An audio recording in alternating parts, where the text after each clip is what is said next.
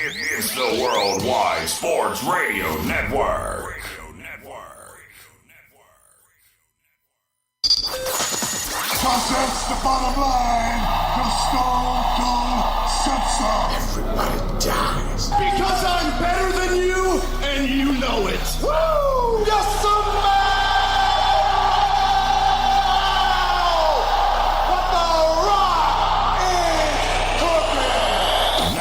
Welcome to Off the Mat with Alex Slows, Josh Silverberg, and Lyle Gillen.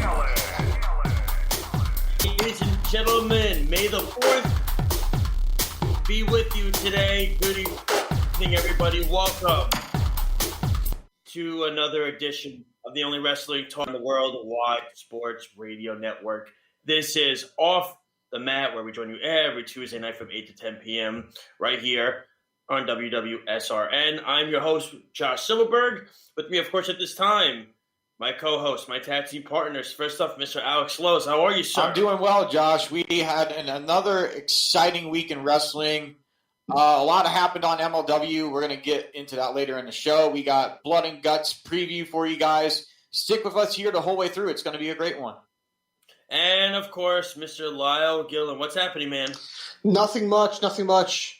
Really, can't wait for tomorrow's Dynamite. It's going to be a great show. I don't think we had. When was the last time we've seen a War Games match on TV for free? I mean, yeah, that's true. Because I'm going to say, listen, how many people still stole the WWE network from other people? So in the end, this is kind of free at that point, right? Yeah, that's true.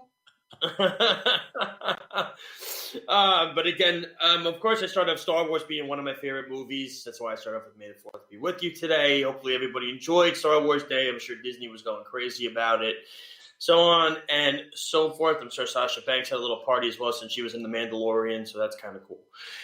But we have a lot to talk about, a lot to get into. I know these guys just mentioned a little bit of it. I know we had some topics to start off with, and we are going to start with those topics, but there is one topic I did want to discuss with you guys, and it was something that was not brought up, and that is we got to talk about the elephant in the room. That's something that everybody has been talking about, and that is Eva Marie has been Eva Marie is back in the WWE.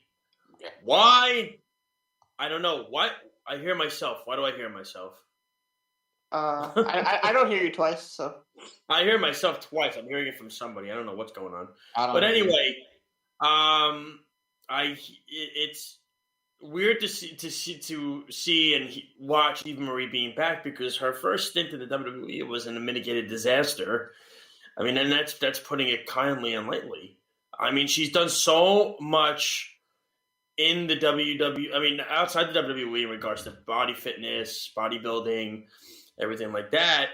It's just so weird that she just seems to be doing, coming back. I mean, they just fired a bunch of superstars from the WWE.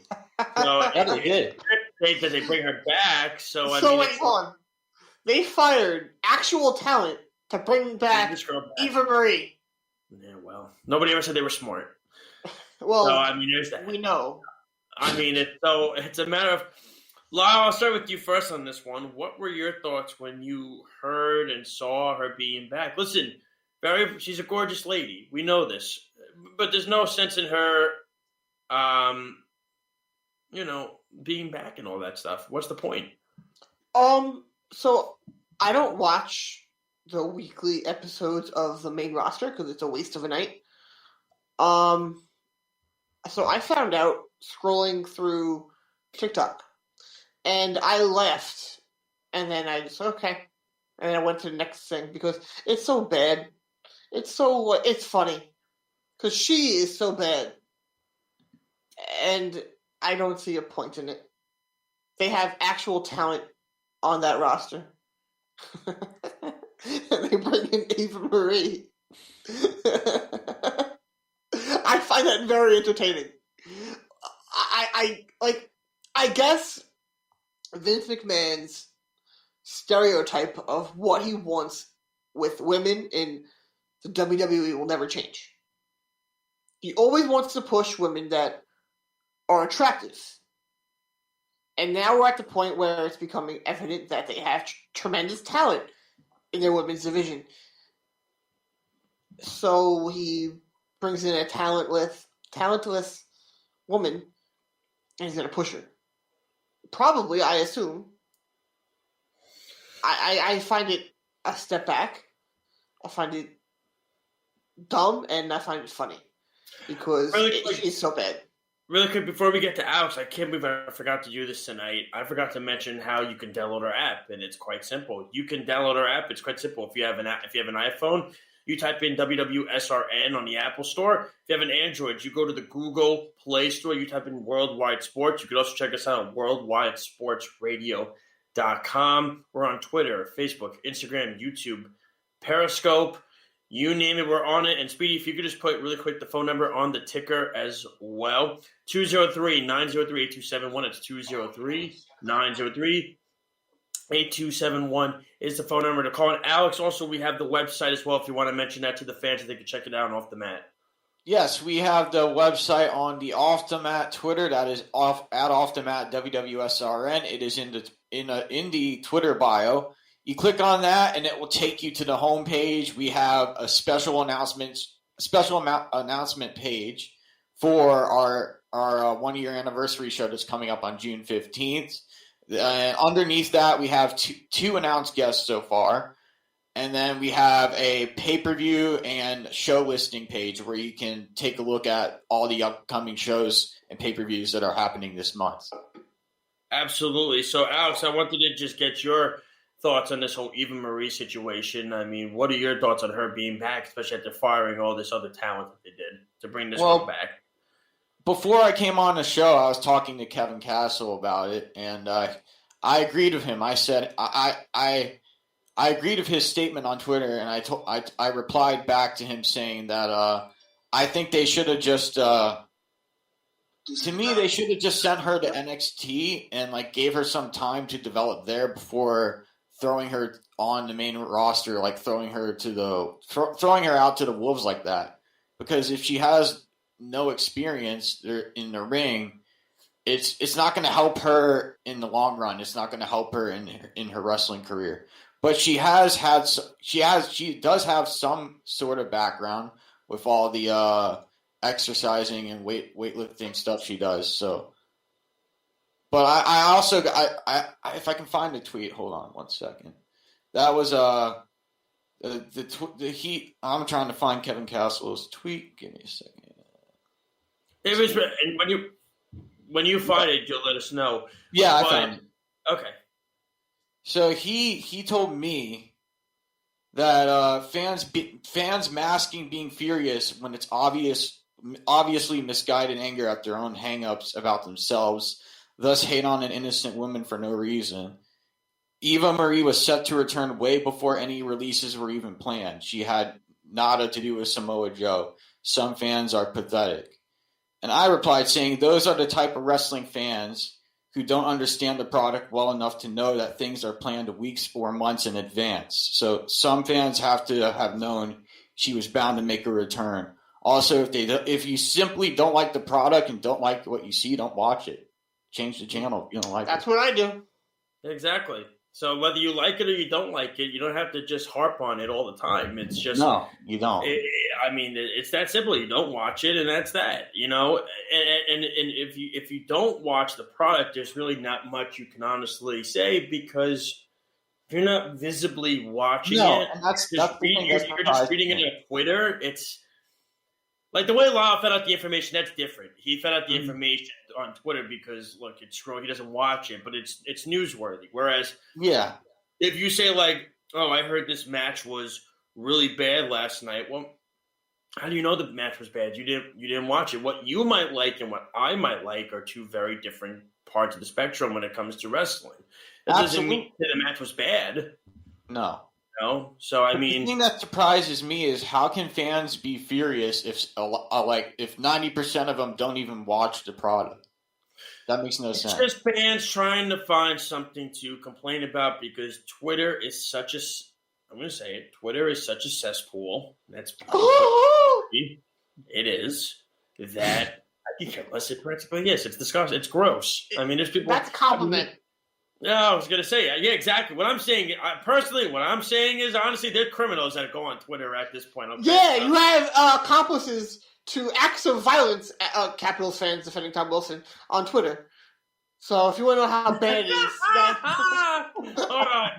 hold on. So Snug, who's one of our listeners on the Sports Loudmouths, he goes, OMG, I saw the craziest thing.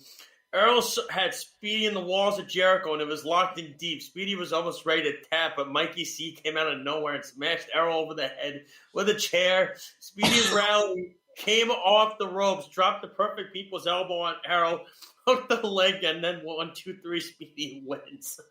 I love Snug. I love that. Freaking funny. I love Snug, man. He's one of our listeners on Sports Loudmouths. He's so funny. Speedy, do you know anything about dropping that elbow on people? I love how Snug thinks I have superpowers. Snug, I wish I did too. Believe me, if that would make my life a lot easier to deal with. But unfortunately, that's in the less than 1% scenario. I mean, that's so funny. Well, It is. Speedy, thank you, by the way, Speedy. And Speedy, you know this too. I mean, we know Snug on Sports Loudmouth, so he's an interesting guy for sure. He's a great guy. He's funny. Oh, even when he insults me, he's funny. So Yeah. it is funny. But going back to the Eva Marie conversation, one fan replied saying the same fans that said they can't stand the Iconics, but after they get released, all of a sudden they become fans of theirs. And you're right, Kevin. Eva Marie was signed way before releases even took place. Yeah, she was. I knew about this months before. There was reports that were coming out about this, that she was coming back. I mean, this was done way before the releases. you could tell it was going to happen because they signed her boyfriend, who's the Brock Lesnar lookalike. I forget his name. I don't think that's her boyfriend. I think that's just somebody that she trains with. Is it? I thought I thought that too. I don't think she's dating Parker. I'll get to the next segment, and the reports that did come out. El Phantasmo going to Impact Wrestling, and I know Live had a crazy boner about that one this week. It was boner-ripping for him. That's for damn sure. So, Alex, what were your thoughts when you heard about El Phantasmo showing up to Impact? It really seems like this partnership is going well, which is actually going to be something we talk about afterwards, about somebody saying that it doesn't really work out well. But you go first. I'm actually excited to see El Phantasmo added to the Impact roster. I think he is going to bring a lot of different elements to the Impact roster, and I'm excited to see him take on people like Sami Callihan, Rich Swann. Who else on that card that I could think of? Hopefully they'll start bringing in more New Japan talent over into Impact. I hope, because I'm looking forward to seeing if they do that. Alex, do you Also, really quick, Cloud, they're not married. No, I mean, they're not dating. She has a husband already, Jonathan Coyle, who's a fashion designer. But I think it's very interesting to have El Phantasmo on Impact because there's so many directions they could go with him. So Alex, out of curiosity, you said you want to see more New Japan guys come over. Do you think we hear the coin drop in Impact? Oh, Okada? Yes. I think we do. I think we hear it in AEW, not at some point, like not right away. Impact. Snug is going off today. So Speedy was the producer of the now defunct show Pants Off, Dance Off. Not really my favorite, but it was tastefully done. If Okada's going to go anywhere, he's going to go to AEW first, and he's going to have main event 5-star caliber matches there. And then once he feels ready to go over to Impact, he'll do that. Do you think that he does that, goes over, has an amazing match with Kenny Omega, then comes over, loses to Moose, who they're making the big baby face, so then Moose can beat Omega for the belt? That'd be cool. That'd be a good idea. I like that. But here's the thing. You can't just have Moose beat Omega. No, you can't. He has to beat somebody on the level of Omega before he can beat Omega. And the only person in the entire world who is on the level of Kenny Omega is Okada. Mm-hmm. Nobody is close Absolutely. to those two. You want to say Ospreay? I'll give you that a little bit, but the only two people in wrestling right now is Okada and then Ospreay. And if you're going to be sitting there and saying names in WWE, just shut up and go back into your little corner where you don't watch New Japan and wrestling outside of that entire world. I want to say AJ Styles. I forgot about him. But no, huh? That defeats your argument then. Okay, but no, like there isn't anyone out there that can really face them unless Daniel Bryan leaves. But he's still not on that level anymore, I don't think. I think that was maybe like 5 years ago. But I have to believe Okada comes over, loses to Omega for the belt, but has probably a better match than he did in the other four with Omega. That's the only way I think that would work. And then he goes and loses to Moose, and Moose then beats Omega. That's only if AEW would give them the time. Yeah, AEW has to. In regard to the time of the match. They have to get on a pay-per-view? 5 minutes. No, they would give him an hour. On a hope they pay-per-view? would. Listen, I hope On they a would. pay-per-view? 100% they would. I would assume also that would happen at All Out. Because right now I think if you look at how long AEW has been doing title reigns, right now Omega should be on track with what Jericho did. Mm-hmm. Moxley did for about a year, so he's gonna get close to that. So if you look at what Omega should lose it, maybe Full Gear. I think that's where it's gonna change and go to Page. So the only pay-per-view that they can do that long of a match would be All Out. Mm-hmm. Now, I don't know what New Japan is doing with Wrestle Dynasty. I don't believe it's going to happen. I've been saying for a while to do cross-promotion matches. I thought that too. I don't know now, though. It could. Because you know why? Because now that they're opening up New York City in July. To 100%? What, for the stadiums? Yeah. I think for the stadiums, you're doing up to, I believe it was 50 to 55%. I don't know when it'll be in August. Exactly. If it's going to be that in July, what's it going to be in August? Is that enough for them to want to come over? It depends. I don't think they're going to do it this year either. But the fact that they're listen. There's anybody you should probably trust with this whole guessing events are going to happen thing? It's probably me. Because I'm the only guy that said WrestleMania was going to be canceled, and everybody else called me crazy and nuts on Takedown Breakdown, including our guest that we had. People in the room and our guest said, "You're out of your mind. You're crazy. That's ridiculous. Not going to happen." And I said, "I'm telling you guys, they're going to cancel it." Yeah, Slice Wrestling, I think it was. He goes, "No, it's not going to happen. They'll still do it." All of you yelled at me, and I said they're going to put sanitizer on the tables at Access. I go, What are you talking about? They're going to put sanitizer on the tables. At the point of back then, this was not taken as much of a serious threat. I knew how bad it was with the news with Italy. If you saw how Italy was going and you saw how Europe was, you know how bad it was going to get. That's how bad it was going to get. There were other reports coming around that this wasn't really that bad. It wasn't just from the president. It was from Fauci, it was from other people that, you wear a mask, you're good, blah, blah, blah. You do this, you're good, blah, blah, blah. You couldn't wear a mask. I want to go back to Lyle's point, though, about bringing other superstars from New Japan over into Impact and AEW. I think if they start doing that and New Japan feels comfortable with bringing those stars over, we'll see people like Yoshihashi going over there. We'll see Sho and Yo, Roppongi 3K, hopefully going over there. I'd like to see them go over there and take on the AEW tag team champions. Well, Roppongi 3K versus... I knew where you were going before, as soon as you said Roppongi 3K. And we can go back to Josh's comment earlier when he said I was getting a major boner because that match, Punky 3K and the Young Bucks. Yeah, that would be a phenomenal match. That's going to be about it. Yeah. That'd be good. I like Punky 3K too. I think they're so underrated. It's crazy. They're great. I love them. I think their characters are great. Show and Yo are awesome.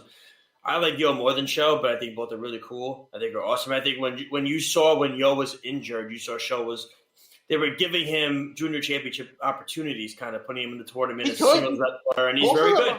Both are very good. He looked lost. He looked a little, and the thing was, you saw Yo before Yo got injured. Yo was so built. He was so bulky. Yeah. And he got hurt, and you kind of saw the muscle loss a little bit. Yeah. But getting that back, I think you got to give it time. But they need each other, Show and Yo.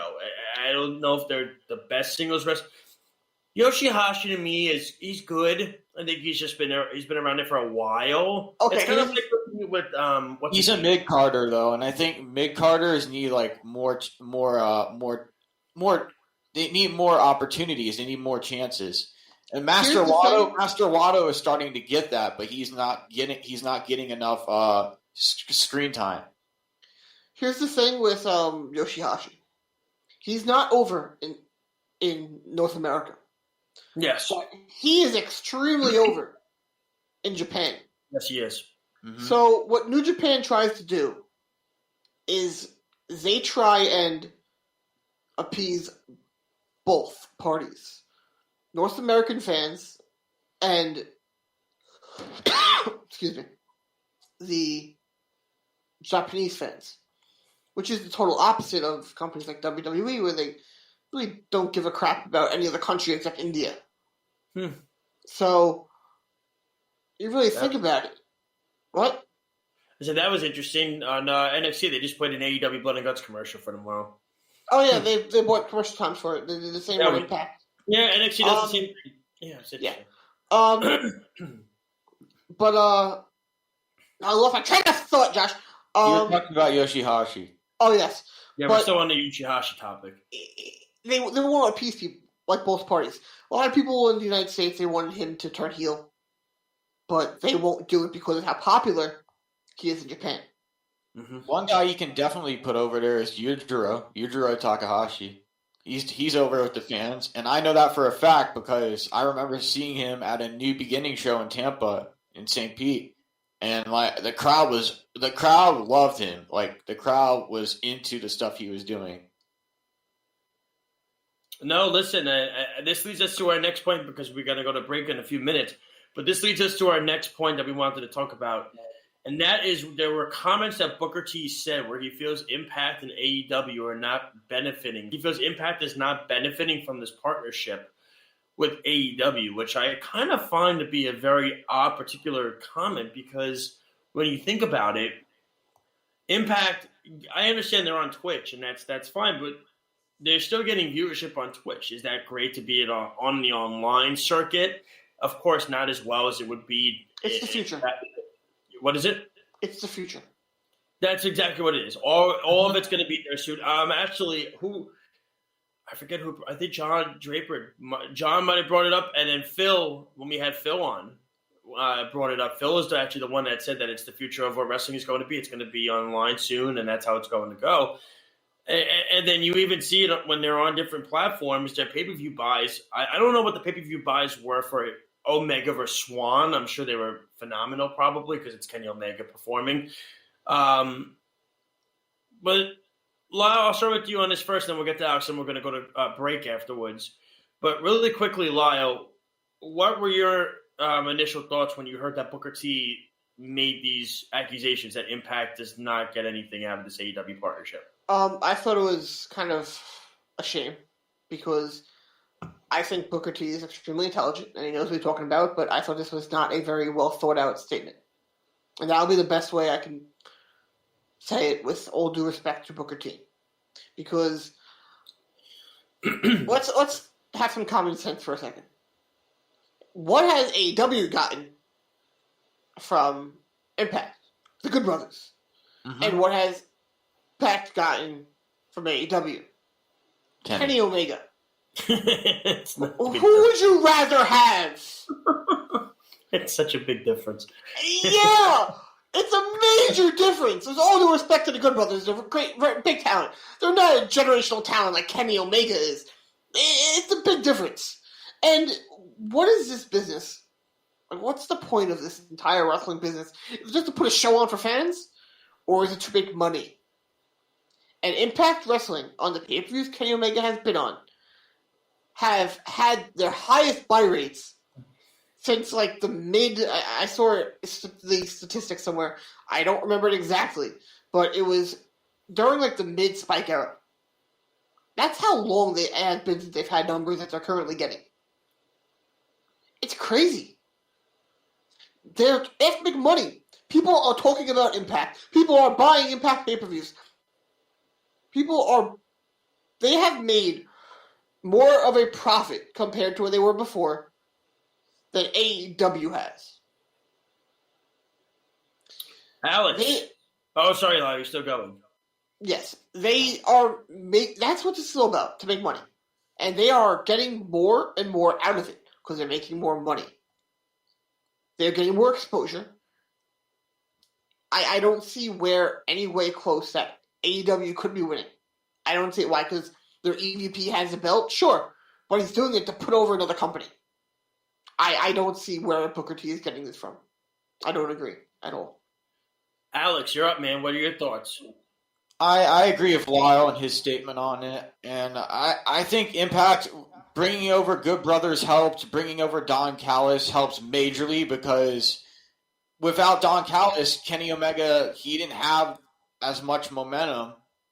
Like we said last week, Josh, when Kenny Omega came over from New Japan to AEW, he wasn't the same person that we saw in the Bullet Club from New Japan. He was a totally different Kenny Omega. So when you put Don Callis into that circle and have someone like that come over to Impact and be a mouthpiece for someone that talented, Kenny Omega, his talent is off the charts, and that just elevates him to new heights. It absolutely does. And listen, the name alone it draws and it brings revenue. I don't agree with what Booker T said. I think he's an extremely intelligent man. I think he's somebody that really knows wrestling very well. He's somebody that I gratefully respect. I mean, it just seemed like a very off-base kind of statement. I mean, who knows? We'll see where it goes going forward. But I don't know. It's just a fascinating, interesting statement to make. That kind of thing, to make that kind of, speech, that sentence alone, saying that it's not helpful, I think is just crazy. I think we all on here disagree. So we'll leave it more for another day. But we're going to go to a break. When we come back, we have pretty much all AEW that's coming up in the next half an hour. We're going to preview Blood and Guts tomorrow night. And we're also going to tell you a superstar that might have already signed with AEW.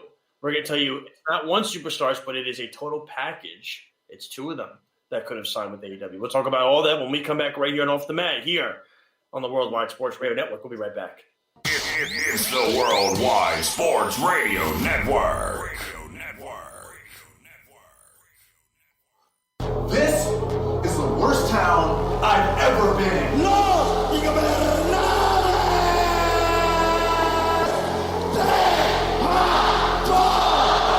Everybody's got rights. The champ is here! Now welcome back to Off the Mat with Alex Slows, Josh Silverberg, and Lyle Gillen. Yes, ladies and gentlemen, the second half of our first hour right here on the Worldwide Sports Radio Network. This is Off the Mat. And really quick, here's how you can listen and watch us every single Tuesday from 8 to 10 p.m. along with our other programming that we have here on WWSRN. If you have an iPhone, you go to the Apple Store, you type in WWSRN. If you have an Android, you go to the Google Play Store, you type in Worldwide Sports. It's that simple. Click install. You get all of our articles, our show schedules, all of our content. If you're driving, you listen to the audio feed, okay? So you don't have to watch the video feed. If you're driving, I guess we want you to be safe and secure. You can always just connect it to the Bluetooth and do it that way. Check out worldwidesportsradio.com. We have our wonderful articles that we have up there as well. And I know myself, I've written a few things. Alex Slows has written a lot of things. And we are waiting for the third person of our group to do I promise you guys, I will be doing it. You're like that GIF where they poke the stick at that thing and it says, do something. It's like, come on, do something. Yeah. That's been me my entire life. No, I'm gonna do it. Don't threaten us. I finally figured out. What I'm gonna write about. So Josh, expect that article soon. Yeah. Okay. So I'll expect it in probably July. I was gonna go late May, early June. I love how you're extending it though. You would think maybe Friday. Wait! You expected 2021 May, June? Oh no, I was talking 2022. 2024. I'm sorry. Excuse me. But anyway, we got to get to our next part of the show here. Speedy, he goes, "I'll have it by next decade." Listen, maybe you deserve that. Maybe I will. Anyway, guys, I know what my article will be about. Speedy, I think you should pop in. Okay, can't wait for it. It'll be probably next summer. So anyway, let's get right to it. No, Speedy, what am I popping in about? So, okay, Speedy, my article is going to be about why Trey Turner is better than Francisco Lindor and his 163 batting average. Okay, I would hope by 2030, when you do your article, you'll have a much larger sample than 1.5 years to justify it. He's hanging around. I will. I'll have his MVP 2021 season. Okay. Is that so? Oh man. Yep. All right, gentlemen and Lyle, let's get into it. All right, we got to get into some AEW talk. Thank you for that, Speedy. It's always a pleasure to listen to him. Him and Lyle go back and forth about BS. So anyway, here we go. We're going to get into it. AEW's got a big show coming up tomorrow. We know this, Blood and Guts, which is a show originally, and it's very upsetting. Yeah. Because it was a show originally that Lyle and we were supposed to go to. Prudential was sold out for that too. It was sold out, yep. And that was the show. Who did we have? It was John. John Alba said a few weeks ago that he said that was the show that he felt that was going to put AEW completely over the top at that point in regards to with the fan base selling at the metro area and getting a Blood and Guts show. Unfortunately, and it was supposed to be the Elite going up against the Inner Circle. Unfortunately, it is not happening. It's now the Inner Circle who are still in it now. It gets a group that didn't even exist at the time of the show when we were going to go, the Pinnacle. So we've heard other matches too and other segments that have been stated. We know Miro's going to speak tomorrow. QT Marshall's going to go up against Cody, which, by the way, this whole QT Marshall thing has been kind of fascinating how this group It definitely has. I actually don't hate it. I hate QT Marshall, but I don't hate the group. I don't hate the group. I hate him. I like the concept of what they are trying to do. By him being this great coach, and you have these other guys, young guys, and he's teaching them, and he's going to be putting them over. I like that whole concept that they're doing with the group. It's a little bit of a different spin on a stable, on a faction than we're used to. I like that. And I think they're doing Britt Baker's wrestling too, isn't she? I think tomorrow. Yeah, she is. Yeah, with Reba. Okay. Oh, great. So God, well, now you just made it very uninteresting. Thanks, Alex. I'm looking at the card right now. I don't care. No. It says Britt Baker in action, and then in small print with Reba. Yeah, that's what it says. So she's going to be in our corner. Yeah. Damn it, Alex. You can't make up false rumors like that. You're going to make people tune out and turn something else on. AEW hurt their readings. What was that? I'm reading exactly what it says. Dr. No, what you said was wrong. Look what you did, you little jerk! It's wrong, Alex. Now everybody just tuned out to our show. I'm not watching AEW tomorrow if he was on it. No, but of course, the big match is the Blood and Guts match that we have coming up tomorrow. How long do you think that goes? 45 minutes? An hour? They originally were going to say it was going to be the whole show. It was going to be like the only match. And I said, I was like, yeah. What? Well, it does say it's an event, so. That's what Tony Schiavone said. That's longer than New Japan rules. It's not going to be 2 hours. No, I think it will go about an hour. I think it'll be an hour at least. You'll get the QT Cody match first to start off the show. I think we're getting Omega first. Here we'll talk after. I think we're getting the Omega match first. Oh, that's right. Omega's wrestling tomorrow. That's right, with Nakazawa against Kingston and Moxley. Moxley. And I'm still under the impression and the theory that it'll be Moxley Omega at Double or Nothing again. I think it's going to be them at Double or Nothing, and I'm still convinced they're going to give Christian a match. I'm Dynamite in the next few weeks after that. I think they will eventually, but I think they're going to build up to it. Probably whatever special they have between Double or Nothing and All Out. If it's not Okada, then Christian's going to be the one that gets the match then. And then there's the 4-way tag team elimination match for. So you see, we say that it's going to go an hour this match, but they have a lot on this card. Yeah, they do. They really do have a lot on this card. They got three. Yeah. They got 3 or 4 matches, and they got the Miro segment. But to me, the one I'm looking maybe 45 minutes then. The one I'm looking forward to the most is the Blood and Guts cage match. I'm looking forward to that one. The whole thank you for that, Alex. Okay. Thank you for you know what say, Alex. Thank you, Captain Obvious. We are all excited. I was going to say no shit, Sherlock, but Alex, we're kidding with you. We love you, Alex.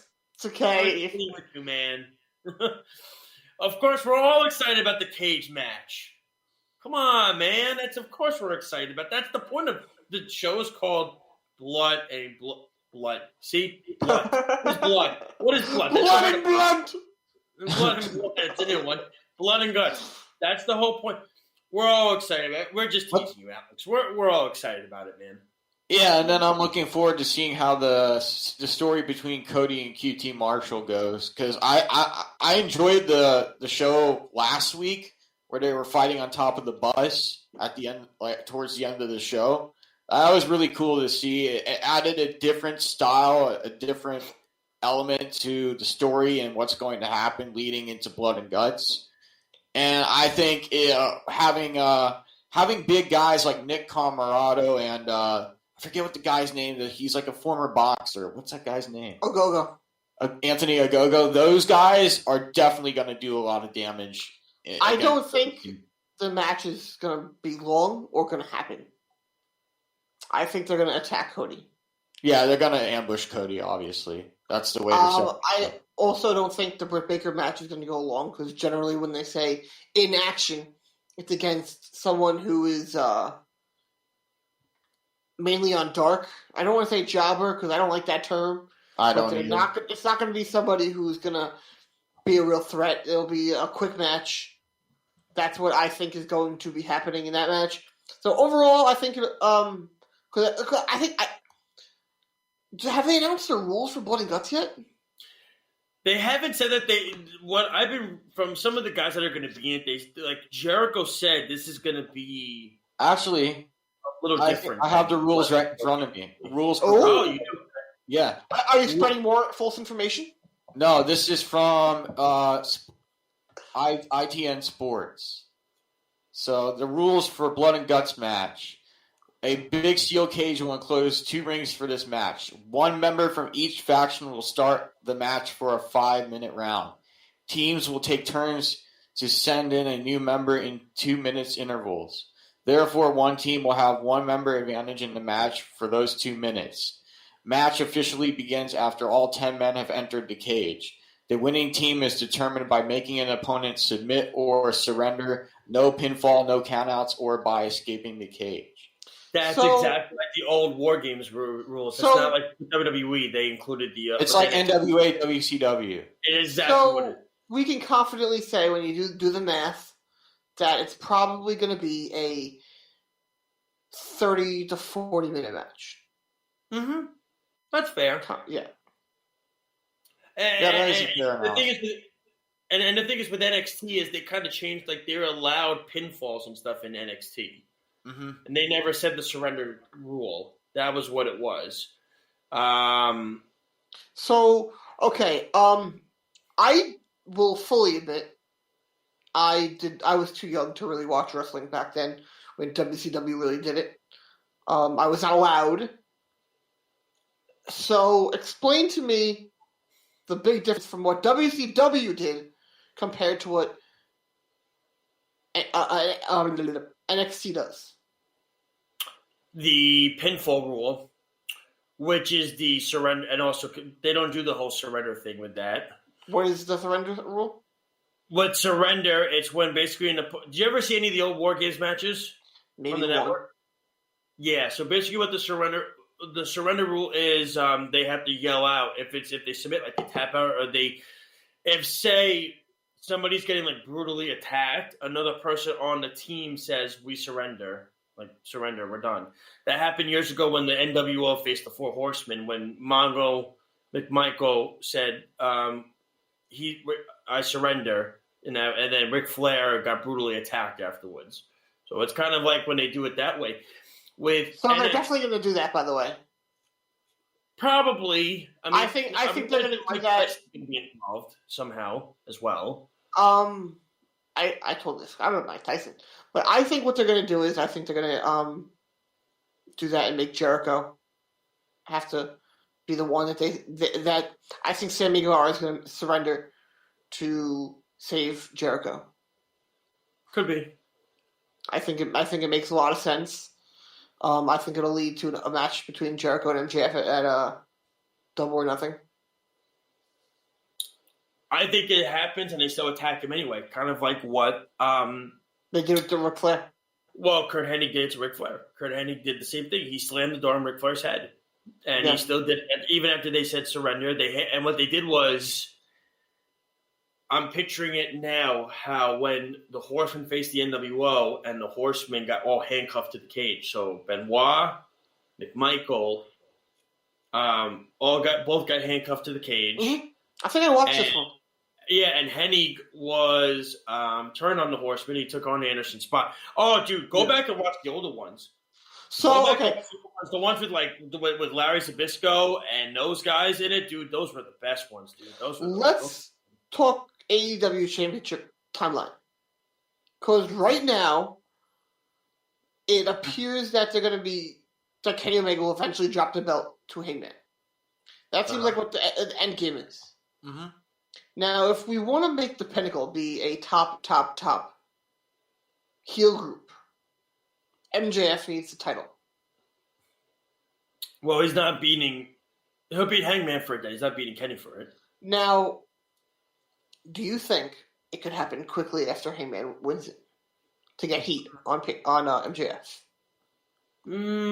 So, full gear. I don't think he needs it so quick. No. Because he already has so much heat. Full gear, Hangman wins it. Mm-hmm. Remember what they did with Omega a little bit afterwards? He then fought Moxley for the belt. Mm-hmm. I'm thinking they do something similar. MJF then beats him in a heel way. They attack him. They do something. And then you have MJF as champion. Okay. And now he just beat the guy who's the most over in the company in a dirty way, and now you make him extremely, extremely hated.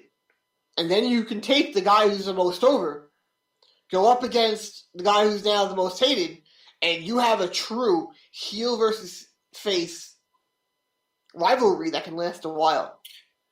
But my thinking is this, is, say, for example, you said if Sammy says, I surrender tomorrow, after the match is over, and he still does something to Jericho MJF, doesn't he already have the biggest heat in the company already for doing what he did anyway? Okay, my thinking is, remember how much of I get your thought process, by the way. I do understand it. I get it completely. Well, I'm trying to think of how much heat Ric Flair had back when he was always winning the championships. He was mega heel. And I think that is, in order to make the Pinnacle be a top stable today, MJF needs the belt, and he needs to do it in an MJF way. Mm-hmm. And I think if they do it, the guy who can probably become one of those heels who is so super hated by everybody, it's MJF. Because he does it. Just by being himself. I saw him at a rest stop coming back from the first full year, and he cursed me out. He was being himself. He wasn't in character. Oh, I mean, from people I know. From people I know. Like you, I curse you out also if I saw you in public. Just saying. But you do it in your head. It's different. So, from people I know, have told me that is actually himself. And that's why his character works so much. Because what is the old adage? If you act like yourself but turn it up a notch, that's when it works. He is being himself, and he turns it up a notch. Mm-hmm. So I think giving him the belt in a heel way, right after Adam Page wins it. Remember when CM Punk had the mega heat after he cashed in on Jeff Hardy? It's because he did it to someone who was super over. And I think if you do the same with MJF doing it to Page when he's super over, right after he wins the belt, there you go. I mean, I just think MJF is so over right now anyway. And he is going to get the belt eventually. I mean, that's eventually he will. He will.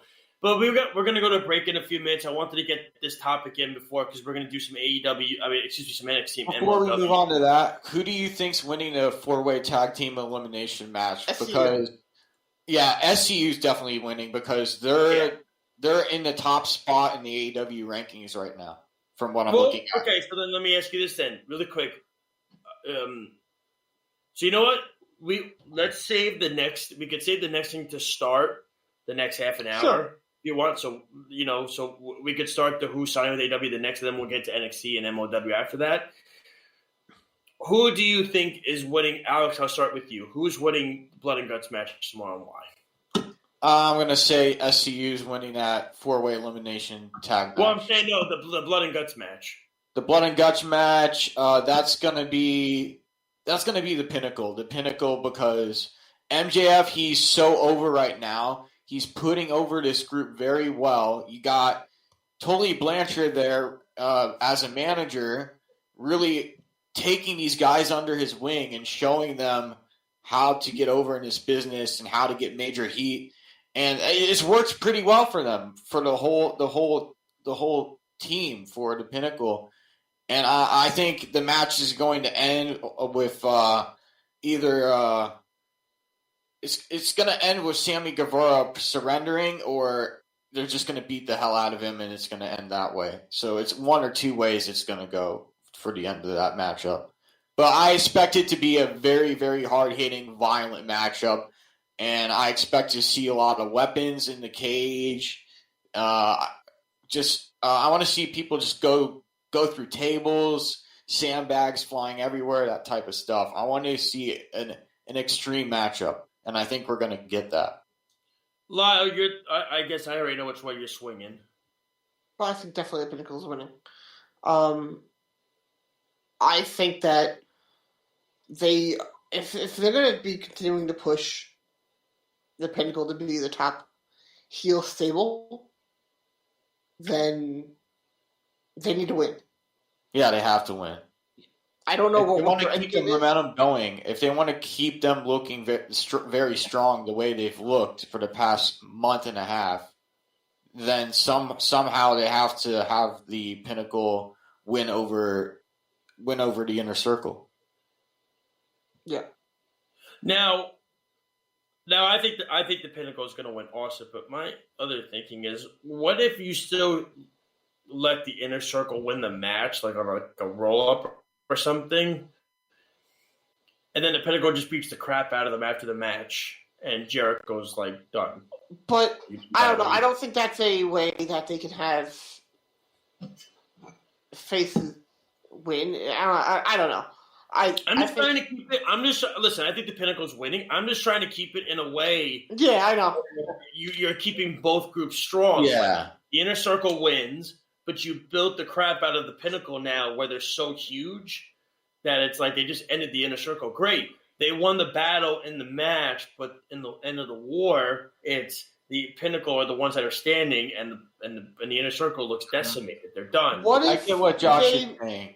What if they try and make MJF look like a little bitch by making him look like he's going to surrender, but then someone else from Pinnacle comes over, blindsides someone, and does a dirty tactic while he was distracting him. That then puts heat on Pinnacle. Pinnacle wins, but it does not come off in a legit manner. So Inner Circle is still over, and it's still strong. I know, but you see, that's the thing. Like, the Inner Circle doesn't get anything out of it. They don't win. But they still look strong because they lost because of a dirty tactic. See, I think there's a way again of building. You have to make the story like Bret look Hart Stone Cold match. Stone Cold looked like $1 million, but Bret Hart won, right? But everybody loves Stone Cold. Even you go back to Matt Riddle versus Velveteen Dream to take over New York. It was Matt Riddle looked like $1 million, but everybody wanted Velveteen Dream to win, and he won. And Matt Riddle looked, you know who? Shut up. And Matt Riddle looked great. So in the end, what you're doing is you're keeping the fans happy, and you're building up something else. You know what I'm saying? In regards to listen, I think the Pinnacle is going to win. Yeah, and Jericho did say he wanted to take TV time off. If they're going to do this, they have to make the Pinnacle how Josh described it. Have the Inner Circle win the match on a roll-up pin or something, and then the Inner Circle attacks Chris Jericho and power bombs him off the stage or off the cage or something like that. You could do that. I mean, look, even if the Pinnacle wins, I just think if you're trying to keep both groups strong, I think it has to be a certain level of, okay, we got to give something for both groups. We can't just have the Pinnacle win and then beat the living crap out of the Inner Circle. It makes the Inner Circle look so weak. Yeah. You know what I mean? Like, it makes the Tennessees look weak. It makes Guevara look weak. It makes Hager look like, dude, Jake Hager's a freaking MMA cage fighter. Really? This is his alley. This is his thing. He's supposed to be the best in this match. Mm-hmm. It's a no-brainer. Like, it's almost like you won the match, and then the Inner Circle, you know, like the Pinnacle wins the match and then beats the crap out of them afterwards. It's like, how does that benefit the Inner Circle in any kind of way? They lost the match and they got beat up afterwards. Mm-hmm. To me, it just doesn't do. There's a certain way you could do this. Like I said, absolutely. Just because you don't even have to have MJF lose the match. You can literally have Shawn Spears take a roll up from Jericho. I can picture that. And that's how the Pinnacle loses. But after the match, they just beat the holy hell. And now people will say, now, but I want to continue this conversation about who could win when we talk about our next topic. That's fine. Yeah. So I just want to know so we can continue talking. But I just want to say that I just thought of something. So when we eventually do go to break and come back, yes, I want to continue. And then just lastly before we do go to break, really quick, when the Horsemen beat, and when the NWO beat the Horsemen, okay. It was different because what happened, people were saying, but wait, the NWO beat the Horsemen. It's different because a guy on the Horsemen turned on the Four Horsemen and it became a 5-on-3. And therefore, the Four Horsemen already had the group named the Horsemen. There were the Four Horsemen. There was no need for the build-up. If you want to argue, the NWO was trying to be built up even more than the Horsemen were. Yeah, that's true. That was really what it was. And if people are going to come back at me and say, wait a second, that's weird, but it was Kurt Hennig turning on his group. Mm-hmm. Sammy Guevara or Jake Hager's not turning. Now, if they turn on the Inner Circle, that's a different story. Then the Pinnacle has to be about it. Oh, and when we come back and talk about Tessa Blanchard, I have the article from Sports. Well, damn it out! You just spoiled the surprise that we were going to give. I have an article that I want to tell you guys exactly what the report says when we come back. Alex, you literally just took away the excitement of the name of the surprise I was going to say before a break. So, ladies and gentlemen, when we come back, yes, it was supposed to be a surprise. It's called a building up. When we come back, we are going to discuss the new additions to AEW. The rumors potential. Potential. Tessa Blanchard and her boyfriend Daga are the two potential rumored superstars to be a part of it. That is all when we come back. And we will continue our blood and guts conversation as well as MOW and NXT here on Off the Mat on the Worldwide Sports Radio Network. It's the Worldwide Sports Radio Network. TikTok. Are you ready?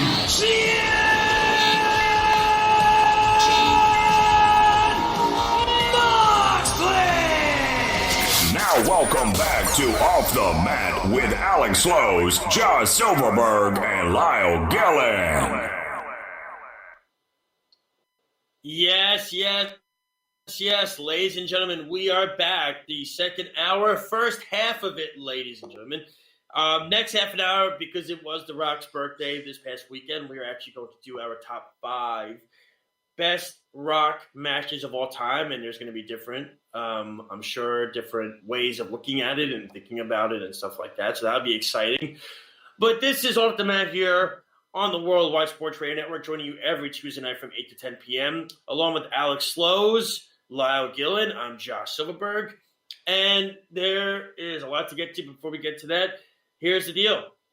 You want to listen to us every Tuesday, the best wrestling show, period? Well, here's how you listen and watch us. You download the app. It's all free. If you have an iPhone, you type in WWSRN. And if you have an Android, you go to the Google Play Store. You type in Worldwide Sports. Check us out at worldwidesportsradio.com. We're on Facebook, Twitter, Instagram, YouTube, Periscope. You name it, we are on it. The phone number, 203-903-8271. You can also message us on Facebook. We will read your comments live on the air as well. And I know we have a website as well, the Off the Mat website. Alex, really quick, if you wanted to just get the tag for that website. The website is offthematgoogle.com. It's on. If you want to find it, it's in. The link is in our Twitter bio, and it's also on our Facebook profile. So if you want to find the link, it's there. You click on it. You have an access to a million things there, including our special announcement page, our pay-per-view and show page, and then also our Gmail page where you can contact us. It's all of our Gmails individually. If you want to contact us and be a part of the show and send in questions, you can contact us from there as well. Love it. Absolutely. And Alex works very hard on that website. He really does. Does a great job. It does a great job with it. And we appreciate it, of course, and all that good stuff. But I know before we get to the Tessa Blanchard, Daga rumors, Lau, I know you and Alex both did. I believe you each had something. Well, Lau, you had something to say about the Blood and Guts match. Yes, I wanted to add something, but it's about who we are going to be talking about next. Now, I was going to be saying it after you surprised everybody with who it is. But let's assume that was an oopsie on my part. It's all good, man. I made an oopsie. Oopsie daisy. Now let's assume that Mike Tyson does help the Inner Circle. You're funny, Alex. Could we assume that Tessa Blanchard comes out and helps Pinnacle and quote unquote joins him? Now, what would she do help exactly? Well, if Mike Tyson is trying to get involved against the Pinnacle, could she come out and go at Mike Tyson? That's a little weird. It is weird, but I'm trying to think of like He's when one she of the could greatest debut. boxers of all time, and you want Tessa Blanchard to go 1-on-1 with Mike Tyson to stop her? No. I'm thinking like she blindsides him. She comes out, attacks him from behind, and then you end the show. Low blows him or something. I was thinking hits him in the back of the head. Well, and knocks him out. I do have an update on that. Are we talking Yeah, about I go for it. Tessa Blanchard? Go for it. Yeah, we're there now. This is the Sportskeeda article, and this was actually posted an hour ago. So this is a rarely new article that was posted today, and it says, according to AEW sources, not only is Tessa Blanchard not scheduled to debut, but she hasn't had any discussions about joining, nor have there been any contracts offered to her. Sean Ross Sapp of Fightful Select backs up PW Insider's report. He's been told the idea of bringing Blanchard into AEW is currently a firm no. Now, let's be honest here. That ends that. And she won't be joining NXT anytime soon either. Let's be honest. If they signed Tessa Blanchard, they want it to be a surprise. Why would their sources inside the company confirm that? Well, for starters, I think she'd be a big risk to take on because of all the. I agree with you. But if they were signing someone Tony like Khan that, has basically had Tony Khan has said, "I will never let Hulk Hogan in my building because he's a racist." Yeah. So therefore, if when I heard that she was a rumored person to be going to AEW, I was like, my first initial reaction was, "Wait a second, Tony Khan's being hypocritical," because he said, "What was that, Lyle?" I think he begged. I stopped my tongue. What did you do? I stubbed my toe on my desk. You're an idiot. So anyway, I found it to be a very hypocritical statement that they were going to sign Tessa, and the reason being is because, he flat out said, "I will never let Hulk Hogan to any of my shows because he's a bona fide racist." So then I said, "What? Wait a minute. What is Tessa Blanchard then?" And I said, "Oh, you can't do that to one and not the other. That's kind of fugazi and it's weird, and that makes you look like a hypocrite. Because that's almost like backtracking. You say, oh, well, Tessa's talented. We can let her join the company. You know what I'm saying? We can let her do it." And the thing is, nobody talks about her boyfriend. Daga is a phenomenal wrestler. We don't even talk about him. He's really entertaining and talented. I've seen him in Impact and stuff like that. It made no sense to me in the first place because it just doesn't seem like something that Tony Khan and Cody and those guys. I understand her father's there, but her father didn't say any racist allegations to other wrestlers. Who was it again that made the original report? So the original report, it comes from Matt Black. This is the top contributor from Sportskeeda. He posted the article, but the original report came from Mike Johnson of PW Insider. Mm-hmm. No, the report that she was going to AEW. The report that she was going to AEW. Because I trust PW Insider. That's the thing. Yes, I do too. Yeah, because PW we have Raj on here. We have good sources with Raj on that one. All it says is PW Insider shot down the rumors. And I trust Sean Ross too, by the way. Yeah, Sean Ross, I trust. I love Sean PWI, Ross. I trust. Fightful Select backed it up too. Sean Ross, Sapp's report. She's not going. I found the whole idea to be crazy to begin with. I said Tony Khan said a year ago he would never let Hulk Hogan in his building. Now, let's be real. Where do you think do you think she ever wrestle again? Probably For a major company. Probably not a major company, but maybe an indie promotion, like a small independent company. What's that women's show in Japan? Stardom. Which one? That's not happening. That's not happening because she had a big thing, I think, with the way I forget her name, Rosa something, that where it all started. It came from Japan. Oh, great. She might not have a good reputation there. Well, she's really, I tell you what, she's shooting herself in the foot when it comes to being a big promotions and stuff like that. I mean, I can still see her going to WWE. Well, that's the thing. The thing about NXT, because they don't give a crap about any of it. No, I don't think she goes to NXT. I think she'll straight to the main roster. See, but that's the thing. WWE even said that WWE sources told Sean Ross Sapp, while Tessa Blanchard has used diamond imagery in the past, she isn't linked to the upcoming NXT act Diamond Mine. That's what I was just going to bring up. Yeah, I didn't think that was either. No. I didn't think she was going there either. No. I think if she does go to a company, it's going to be the main roster. I don't think she's going to be somebody that goes to NXT. She's not going to WWE. I don't think she is, but I don't think she goes anywhere.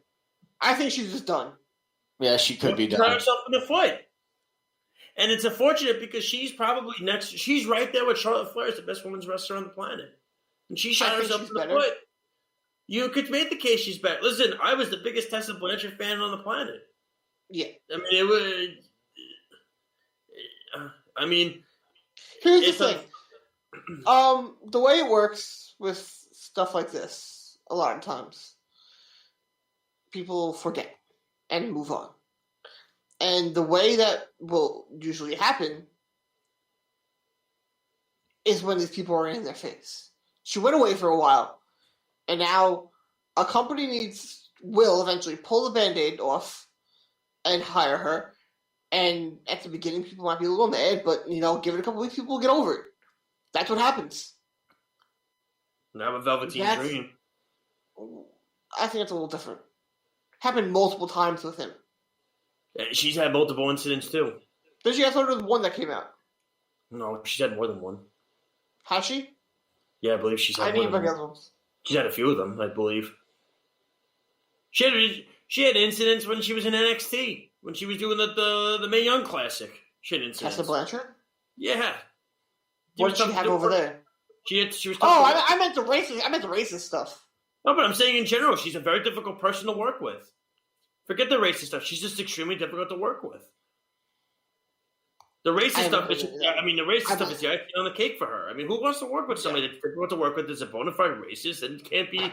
There's no help. There's no stopping her. I mean, that's the problem. You're meshing all those things together into one bowl, and it's like, what do you got? You got a crap sandwich because now you can't work with any of it. And I feel bad for Daga because he's so uber talented, and who knows what they're going to do. He's doing well in AAA, though. From everything I've read, I think he's going to stick it out. I think he's going to stick it out there because honestly, could she go to AAA? Oh man, it's all just a matter of do they want to take on the headache? They're going to get so much backlash. Will they? Because most of that backlash is coming from the States, and they're into the country, and I don't think they really care about what's going on with American fans. Because American fans don't really watch AAA very much. That may be the case, but then wouldn't it be that if she would just go to Stardom and then people would forget about the incidents she had? I don't think Japan is logical because, like I said, I think some of the incidences happened. I don't even think Marvelous would let her in. Oh God, it's just like she really. Let's start Glow again. Start up Glow. There you go. And she could be in. She could be the main attraction. We will make Tessa Blanchard glow. No, what's the what was the show on Access TV? The women's Women of Wrestling. Yes. Now, I liked that show. I enjoyed it because it used to be on right before New Japan, so I used to watch it on Friday nights on Access, and I used to enjoy it because it was cool. And there were certain characters like the Beast was on there. It was cool. Some of it was interesting. And Tessa it's not on anymore, right? I don't believe so. And Tessa was the champion. So it was an interesting thing to get her to be built up on that plus Impact. And so what do you think would have happened to Tessa if she just, dropped the belt like she should have? That was another issue. The Impact title. If she dropped it the way she should have, do you think she would have been in a company by now? No. No, because all this would have leaked out, and then nobody would have wanted to take on this baggage. No, I don't know. I'm saying this like the title drop. No, I know what you're saying, but all this if she just voluntarily did it like normal, never had an issue. Even before all this stuff, before she had to drop the title, all of this came out, and Impact could not get her out of there fast enough.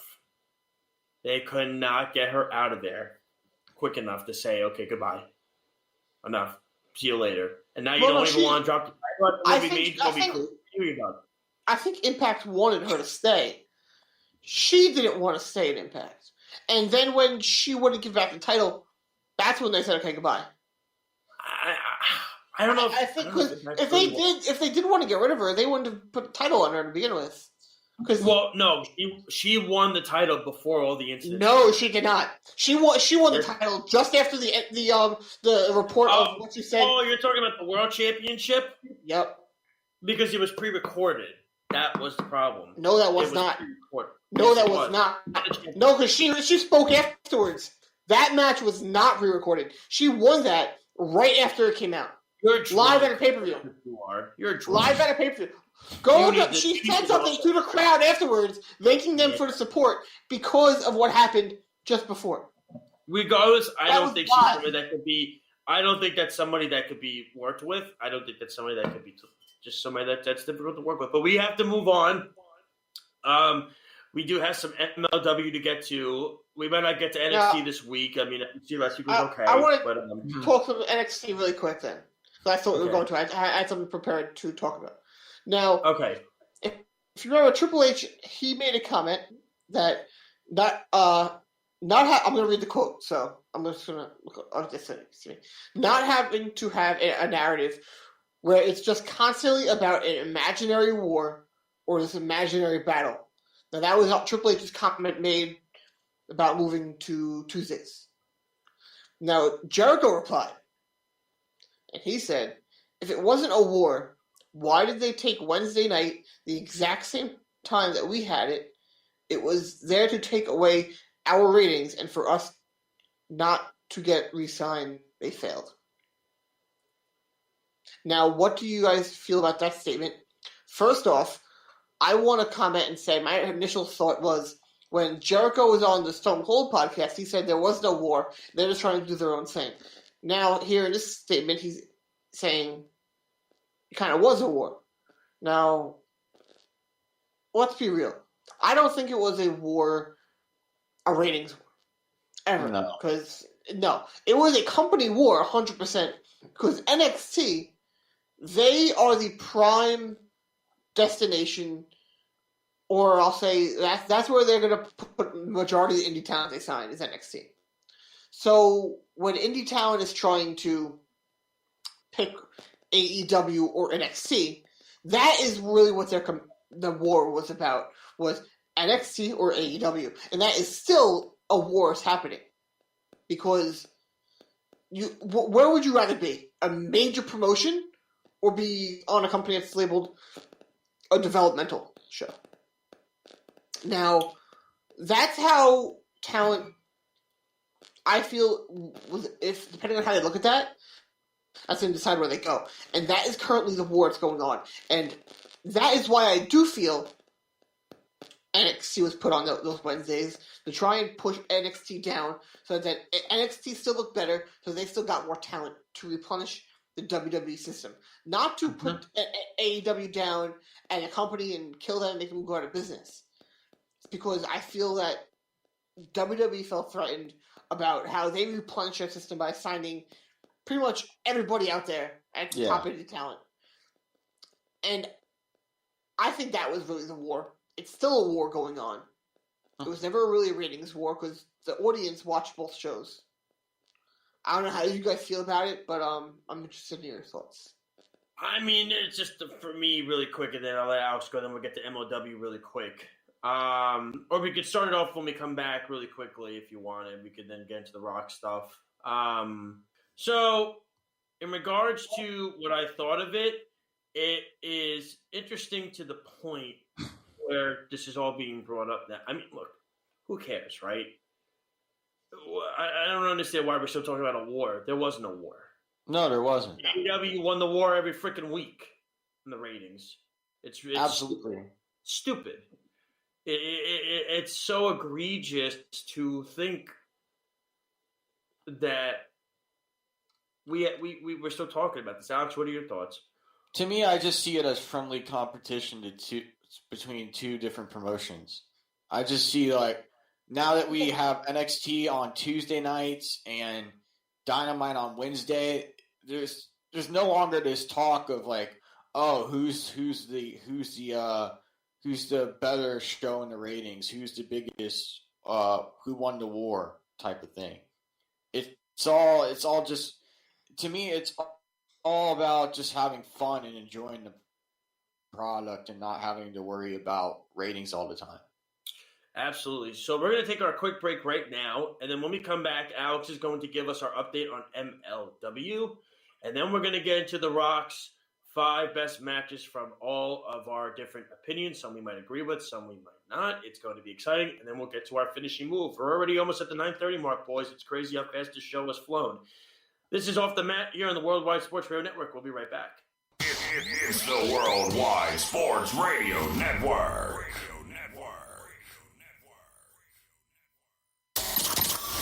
Rest in peace. Welcome to the Shield of Justice. I'm the Boogeyman, and I'm coming to get you. Oh, it's true. It's damn true. Now welcome back to Off the Mat with Alex Slows, Josh Silverberg, and Lyle Gillen. Yes. Ladies and gentlemen, welcome back. This is Off the Mat every Tuesday night from 8 to 10 p.m. right here on the Worldwide Sports Radio Network. Of course, always got to thank our wonderful producer, Speedy PDO, is doing an unbelievable job also getting his second vaccine the other day. So congratulations to Speedy. I'm glad he's doing well. He's doing great. He's feeling good. So that was great to see. Don't forget to check us out, Speedy and I, on Sports Loudmouths tomorrow. And also, really quickly before Alex does his stuff for MLW, we have a great show on Thursday. We have BYU reporter Mitch Harper. He's going to join us on the show Thursday night. He writes for Brigham Young University, so he is going to give us all. He watched Zach Wilson in high school and in college. He watched every snap, every throw he made. So if anybody's going to give us great insight, it is going to be him. And we not only have him coming on the show Tuesday. I just want to make sure that I get this right. So Mitch Harper is joining us, and Dave McCann, the play-by-play man for BYU as well. So you're going to get some insight on Zach Wilson. If you are a Jet fan, you are going to want to check out the show for sure tomorrow. We're going to draft recap, but definitely on Thursday as well. We got some BYU reporters and insiders that are going to be coming on the show with us. So that's going to be awesome. To download our app, if you have an iPhone, type in WWSRN. If you have an Android, go to the Google Play Store, type in Worldwide Sports. We're on Facebook, Twitter, Instagram, YouTube, Periscope, you name it. We're on it, worldwidesportsradio.com. All right, Alex, take it away. Let's do it, man. MLW time, baby. So, MLW, it was in talks with WWE, and I talked to Lyle about this off the air during the week. And this is an article from Ringside News. And normally WWE doesn't like the perception that they don't work with anyone else in pro wrestling. But it seems like now they're going to change that. And it's being reported that MLW and WWE's NXT brand are about to embark in a new partnership. This is a very real situation and has important people involved as well.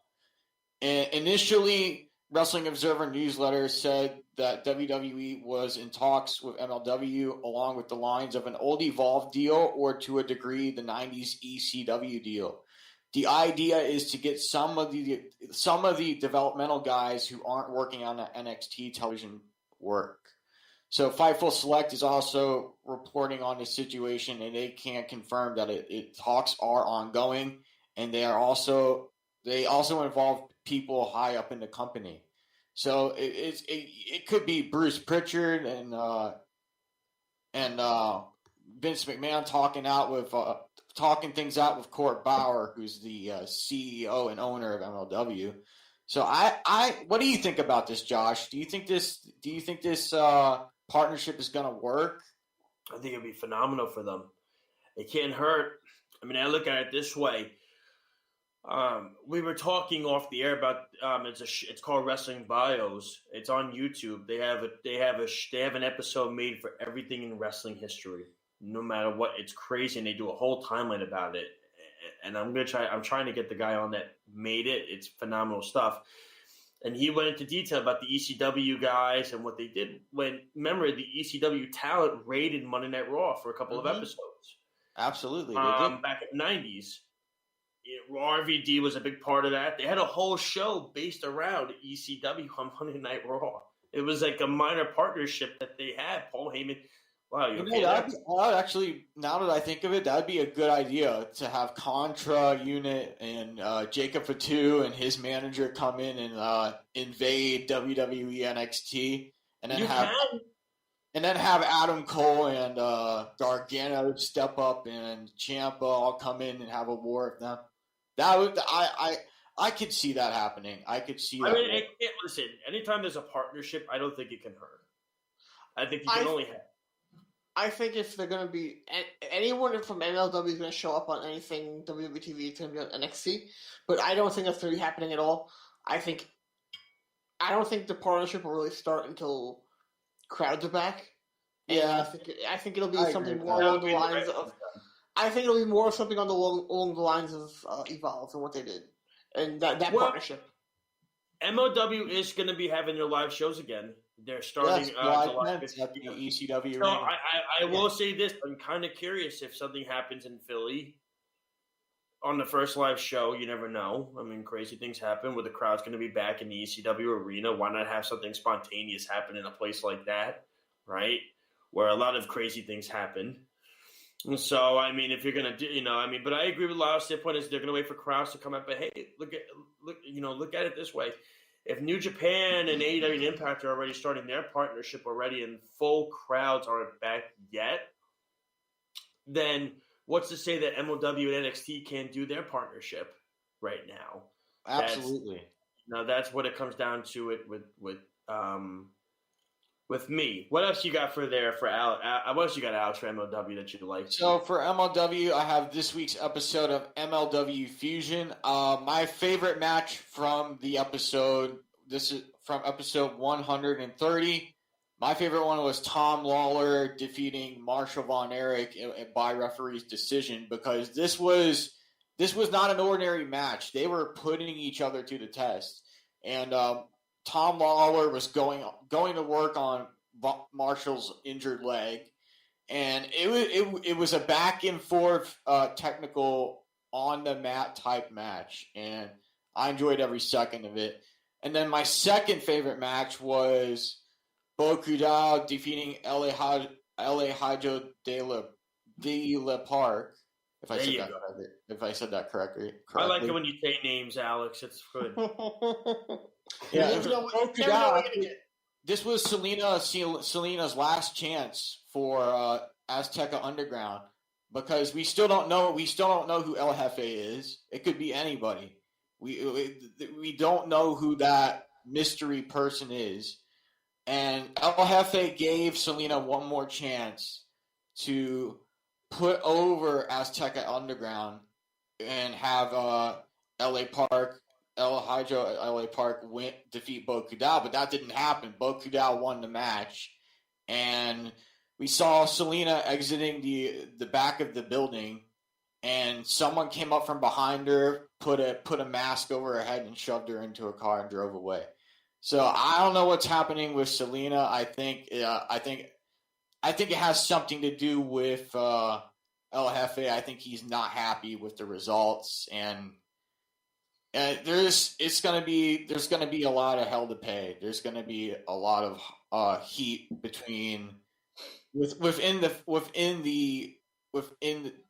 Azteca Underground. There's going to be a lot of stuff happening in there. So I'm very interested to see what happens next week, but because they have a great story going on there, and I'm very interested to see what Alex Hammerstone is going to do next. But I have some good news for you, Josh. and that is Not me. Your boy Leo Rush is taking on Myron Reed, defending his World Middleweight Championship this Wednesday. Right. He's not your boy, Lyle. That's the difference. No, nobody's my boy. Mine, so that's the difference. That's my guy right there. Yeah, this is the second match that they're having, so I'm expecting it to be an all-out battle, an all-out pitched battle between. You don't even have to watch it, dude. You know Leo's going to win. Who gives a damn? Who cares? Myron Reed, he's going to make Myron Reed look good in the match, and then Leo's going to come back. Leo makes everybody look good. That's the point, and he wins. So He does. Well, anything else, Alex? Are we ready to get going with the Rock stuff, man? Oh, I'm ready to get ready with the Rock stuff. All Are right. we going to sing him a happy birthday? We got to sing happy birthday. All right, fine. Here we go. 1, 2, 3. Happy birthday to the music. Happy birthday to This is terrible. This is awful. You're not Happy gonna- birthday to Dwayne The Rock Johnson. Happy birthday to you. Are you one? Just kidding. Are you two? Next thing you know, he's going to be knocking on your door. No. Let me tell you, if The Rock knocks on my door, he can gladly punch me in the face, and I can tell people about it. I don't give a damn. So, Speedy, is that going to be going on Twitter, that little clip of us singing happy birthday to The Rock? That's definitely not going to go on Twitter. No, it's not. But the Speeder doesn't have to answer that. Here's my list. If I can. He's just gonna. Alex is just gonna cut the line. I'm gonna go. If I can go first, you can go first if you want. You can go first. Leave Alex alone. This is 1 through 5. So 1 is The Rock versus Triple H, Judgment Day 2000 for the WWE title. Okay. Number 2 is The Rock versus Stone Cold Steve Austin, WWE Championship. Number 3 is Vengeance 2002, The Rock versus The Undertaker and Kurt Angle for the Undisputed Championship. Number 4 is No Way Out 2001, The Rock versus Kurt Angle for the WWE title. And number 5 is the Royal Rumble in 1999, The Rock versus Mankind in an I Quit match. You 100%. You went on Google. No, I did looked not. up top 10 greatest Rock matches of all No, I time. did not. I'm going to go with what the rankings are. No, I Okay, did not. because Josh was so mad. Because Josh got so mad about Alex just starting it off. I'm going to go next. That's fine. You got so triggered. I don't give a crap. Okay, now I'm going to do this the right way. I'm going to do this the right way and have some suspense. So I'm going to start off with number 5. Ow. Number 5. Number 5. The empty arena match between him and Mankind. You mean the halftime heat show? Yes. Now, number 4. WrestleMania 29. Just because I got to see that match. Oh my God, that match was putrid. Are you? It was, but I am biased. Awful. The reason I why am you biased. That match is because I walked out of the arena pissed off. No, I like that match because that was the first time I ever saw The Rock wrestle in person. So, Glad he got it out for you. yes. Now, number 3. When he got booed out of the arena on Long Island, New York, against Brock Lesnar. Only because it happened on Long Island. And the crowd turned on him, and he got the New York treatment, baby! I was supposed to get tickets for that show, and my dad didn't get them on the pre-sale. Now, sorry, I screwed up. Number 2. I'm going to say The Rock versus Mankind in the I Quit match. Mm-hmm. Then, Alex, can I get a drum roll, please? Oh, this again, the drum roll. I can't even hear it. Come on! Alex, give him the goddamn drum roll so he could say I'm it gonna give already. him a weak drum roll. A weak drum roll. I'm gonna do it. The last time Alex gave you a drum roll, it looked like he was using a shake weight. Okay, I'm gonna do it. And number one. Come on, it's obvious. The Rock versus Stone Cold. I think it's WrestleMania 17. Come on, like. No, it is. Yeah. Well, let's be real. Okay. So for me, it makes me feel old because I've actually saw all these matches live. It's disturbing. You old bastard. I really am. It's so bad.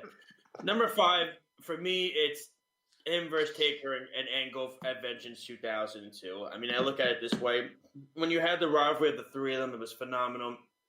And I think the underlying element was that Kurt was the guy. It was supposed to feel like the third wheel because you had Taker and The Rock, but Kurt added an element to that match that was superb, where it was a wrestling mat technician, whereas you had the two entertainers like The Undertaker and The Rock in it. So I thought that was awesome. Number 4 for me, it's a historical match. It's Hulk Hogan versus The Rock at WrestleMania 18. I mean, it's just a historical feature of it. Was it a great match? No, but what it was a phenomenal. It was a phenomenal, almost like cinema type of atmosphere. It's Toronto when you. Every time I hear Hulk Hogan, I just think of Iron Sheik screaming his head off. Every time I think of Hulk Hogan, I think of you, Alex, because you love that man so freaking much. Going to his beach shop and his beach bar all the time. Actually, no, he kicked me out of his shop. What? Oh, that's right, because you weren't going to buy anything. Wait, hold on, pause. I want to hear this No, story. he didn't. The workers did, Alex. The workers kicked you out, not him. Come on, that has to be on everybody's bucket list. Who's a wrestling fan to go into Hogan's beach shop and have Hogan come? Okay, brother, you gotta buy something. Or we're gonna have to leave. Like, come on. Hogan didn't say it to him. A worker said it to him. How do you know Alex? if he doesn't have like a microphone in his like ear and he could been in the back? Hey, brother, you gotta tell this guy over here that he has to leave or buy something. Like, no. Number 3 for me is Mankind vs. The Rock. That quit match at the Rumble in '99. When you look at how physical that match is, and also when you see they did a documentary on that with Mick Foley about how his kids were in the audience and they were crying hysterically because they didn't know how to take the match. It kind of adds a certain element to how the match played out. You know, being handcuffed. Didn't they show them on TV? I don't remember if they did or not. I thought they did show them crying really quickly, and I thought that her mom, his wife, the kids' moms, took the kids away because they were crying. Possibility. It might be. Not like on TV. I don't think they showed her taken away. But Number 2 for me. No, it's okay. Number 2 for me, Rock vs. Triple H Vengeance 2000 Iron Man match. That's a match that you look back on. It was superb. And there's another match I wanted to put as an honorable mention. That is the SummerSlam match in '98. The ladder match between Triple H and The Rock.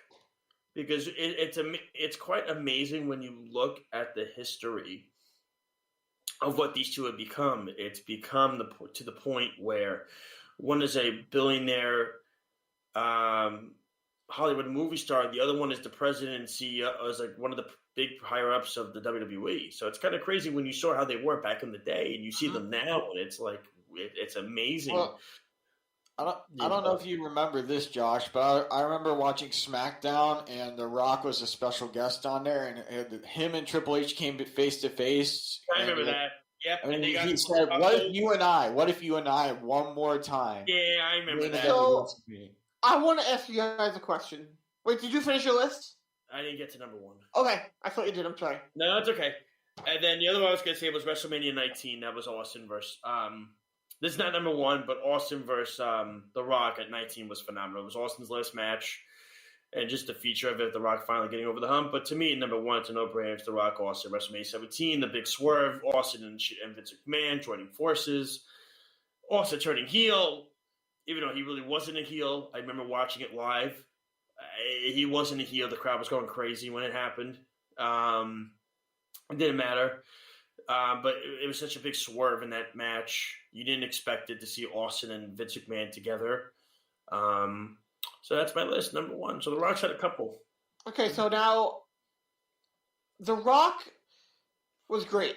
Now, but I feel what made him so great was his promos. They were unmemorable. The trash talking.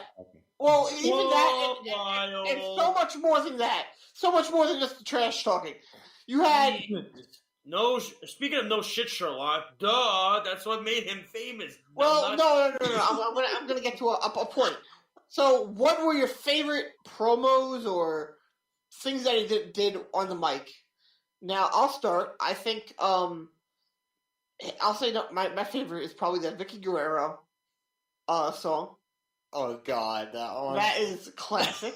He had this like video of him and John Cena, and John Cena was this little tiny kid, and The Rock was, and talking about. I remember that. that was great. That's funny. My favorite one was the one of CM Punk where he's like, You promised change, you couldn't do it. You promised a revolution, you couldn't do it. You promised everybody ice cream bars for everybody, and you couldn't even do that. You couldn't provide ice cream if the Dairy Curl and Cookie Puss drove an ice cream truck straight up there. Oh man, Having the Rock's McFoley segment is amazing too. Oh yeah, this is your life. I mean, Yeah. I mean, God, there's so many. You guys got. I mean, I grew up with this guy. It's disturbing. The So, Jericho debut. I would say. About when he was talking to God. Oh, with Billy? About Billy Gunn? Oh, my name's Billy. Doesn't matter what your name is. I would say there's a couple. I would say one is when he made fun of all of his opponents before Armageddon. He did the thing and he pretended to roll his eyes backwards like the Undertaker. He said he did the Rikishi thing. I did it for The Rock. And then Stone Cold. He was being a redneck like Stone Cold. He did it all in one segment. The Big Show. The Big Show. Oh yeah, the Big Show. Probably when he told Triple H to shut up, bitch. That was funny. I thought that was the great. Stephanie McMahon stuff. The Stephanie McMahon stuff. Oh, the Stephanie Oh, McMahon with God. her breast. Oh my God, with her breast. It was so funny. That was good. Oh, forget about it. I mean, it was. Oh. I mean, I like the one where he's like, "You need to get 3. I want you to get 3 more tattoos. First one, I want you to get a big tattoo of a big fat." He's like, and then I want you to get one of a Snickers. You can have a Snickers, you can have a Milky Way, but you can't have an Almond Joy because unlike you, that makes you half nuts. Why do you memorize this, Alex? Yeah, I just remember seeing it live. I was there. I was in Tampa for that event, so I remember the whole thing. How old were you? 7? No, I was like 13, 14. Yeah, you can remember that. And my dad was in the crowd with me. So How long ago was that? 2012. Oh, I thought you were talking about something from You can find the video. I thought you were talking about from because we were talking about him and Stephanie McMahon, and I thought you were talking about something I you said sent with you that. guys a picture of it one time. Yes, you did. It's the exact video, and I said look closely. I outlined it in a red circle. Oh yeah, I remember now. There's me and my dad's on the left side of me, and I'm sitting there with the John Cena Rise Above Hate, the red, white, and blue letters. He made fun of the NWO. That was kind of funny. That was great. That was funny. And I was at the show back in 2003. Everything he did with the Hurricane too was awesome. I was at that show when he made fun of the Hurricane. Oh yeah. He did like every show for a while. The cell phone. For a while, he did like every show. Hold on, That excuse the rock 1 sec. Excuse the rock. His cell phone's going off. Cacao. Hello, it's nothing. He says he knows you. You're nothing. Oh man, I remember that the Hurricane stuff was funny. I remember when you and I before Mania 19. That was the last Raw before Mania 19 at the Coliseum. I remember when you and I were debating on whether to go to the Coliseum for the Rock and John Cena tag team match. At the Garden. Was that at the Garden or the Coliseum? At the Garden. It was Survivor Series at the Garden. Yep, okay. And an Art Truth. We decided not to. And big mistake. Yes. Huge mistake. Dude, I found tickets for $20. Who said no? I think it was you. No think you- way. No, it was you. No it was way. you. You said the show was gonna suck. You looked at the card and said the show was gonna suck. I did. I flat out said, dude, tickets $20. You want to go? And you're like, oh, but it's kind of late though already. No, that's not what happened. You thought about having to buy a train ticket also, and like, that's gonna be like $40. I don't want to do that. To me, the cool thing. You know. I think we were gonna do it, and then you realized you had to pay like about $20 for a train ticket, and you were done. Listen, I got us to go to the G1 show. The last Yeah, you minute. did. I got that. You know, I didn't even bother to ask you because I was like, literally, I was like, he's going to say no because he already has the Hall of Fame tickets. And I'm like, I looked on StubHub for the G1 Supercard show, and I was like, oh, $20. And then you're like, yeah, you want to go? And I was like, No, hey, that's not what happened. I brought it up. And You then want to you go? looked, You want to go? I brought it up. And then you went and looked up tickets, and then we went. $20. Biggest steal of the century. Yep. We have to see the match of the weekend. It is time to get to our finishing move. It is time. It is time. It is time. Yep. Lyle, my friend, you could go first. Me? Oh, thank you. Okay, my finishing move. You don't have Now- to change your voice. That's how you naturally sound, so it's okay. You don't have to change it like a little kid. Oh, me. Okay. Now, everyone's talking about the Impact AEW partnership. Mm-hmm. And how, Impact they're going to short end of the stick, blah, blah, blah, spewing more nonsense. But no one's talking about the AAA AEW partnership. Mm-hmm. You really want to talk about a partnership where somebody's getting really nothing. It's because of the pandemic. It's AAA. And it's like Kenny Omega, he can't even show the AAA title on Dynamite. I know where you're going. Because It's true. the United States AAA organization is suing the AAA organization in Mexico. So essentially AAA is suing themselves. Yes. Why? Because the United States company owns the trademarks. So any single time Kenny Omega and AEW want to show the AAA title, they have to pay royalties. That's why it's never on God damn TV. it, those royalties, those bastards. Sorry, go on. Screw the Queen! Oh, wrong royalties, never mind. No, like, they're definitely getting the short end of the stick. And Andrade is not going to win because they're doing That, this whole we thing. didn't talk about that. No, That we do not. would be a freaking great match. That's going to be amazing. I'm going to find a way to watch that match. Speaking of bonerific.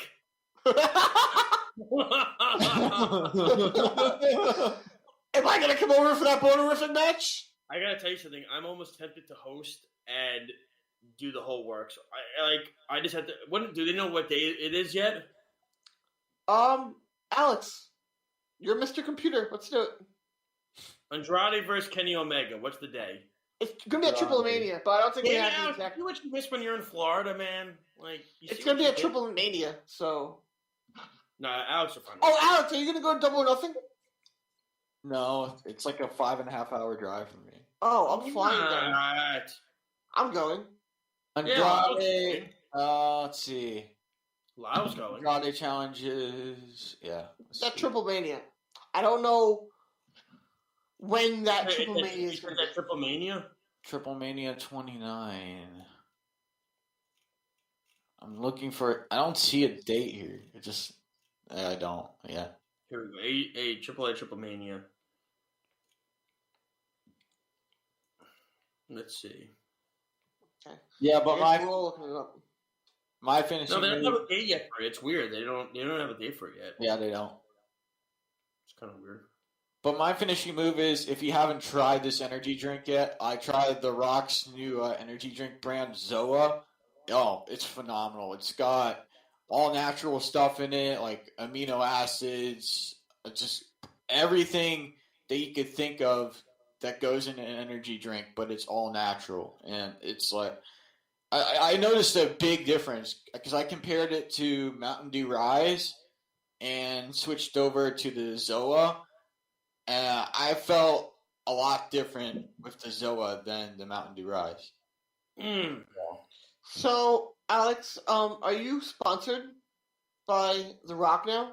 Because it was your idea to do The Rock birthday segment, and now you're doing your finishing move on The Rock energy drink. Because it was good. I liked it. I'm giving it the thumbs Are up. we going to get some royalties on this too? Because, we're a big part of this partnership between you and The Rock.